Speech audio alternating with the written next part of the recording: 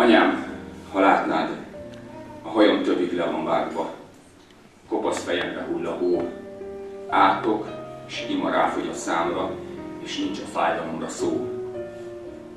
Anyám, ha látnád, testem feltöri a deszka, bőrömet majra rovar, tetű, poloska és rüatka, válj belém karmaival. A bánya mélyén, lenn a sárban, naponta megmártom magam, sebzett térdemen csúszva, mászva, hátamra hideg víz zuhan, itt-ott véremből piroslik a szén, a fekete arany. Anyám, ha látnád, kint a földeken, mint az állat, húzzuk az ekét, a boronát, és ha nem elég mély a szántás, ostornyomát érzi a hát. Anyám, ha látnád, mezítláb koldul a te lányod, egy-két krumplit, kenyérhajat, kosárjából az oroszlány, kanálit a tenyerembe ad.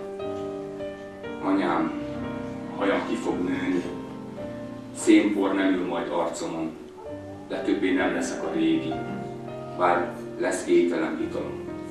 Tört hitemmel szabadon járok újra a magyar ég alatt, de lelkem holtig marad.